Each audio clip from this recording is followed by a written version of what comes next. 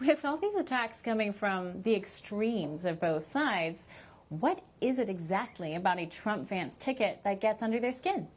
Joining us now is Vish, president of Basilisk Strategies and seasoned Capitol Hill staffer. Vish, what say you?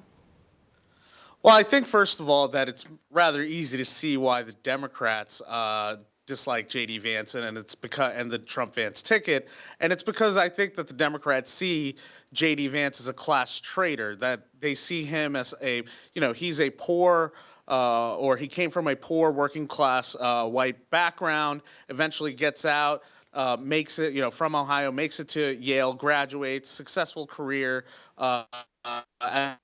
in Silicon Valley. I think that if J.D. Vance had declared of himself a Democrat, he would be the vice president pick of Kamala Harris right now in this race. But he's not. He has seen exactly what the Democrats' policies have done to where, his communities, where he's from in the Midwest, whether you talk about industrialization, whether you talk about the southern border and the drug crisis that's involved, and the fentanyl that's come over and killed hundreds of thousands of folks who who are JD's compatriots, right? And so I think that on the left, this is what you're seeing is this sort of visceral sort of backlash against him for being a class traitor. On the right, I think that it's really just a lack of focus. I don't agree with many things that Nick Fuentes says or anything like that.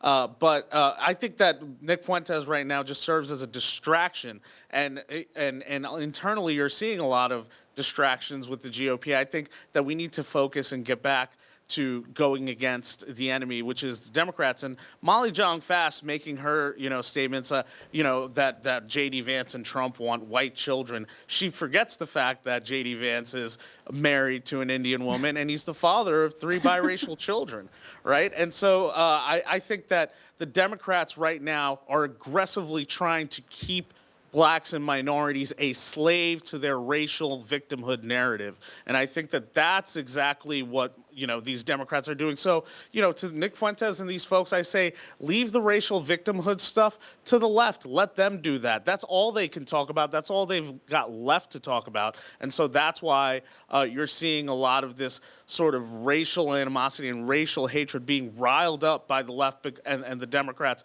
because that's all they have left. For all our viewers asking where One America News is heading in the future, we would like to introduce you to OAN Live. OAN Live is the best way to stay up to date on all of the hard-hitting, straight-shooting, national and international headlines. And the best part is, OAN Live is only $4.99 per month. All the credible, honest, unbiased reporting One America News offers at a fraction of the cost of cable. Just go to OANN.com to easily sign up for OAN Live and stay informed.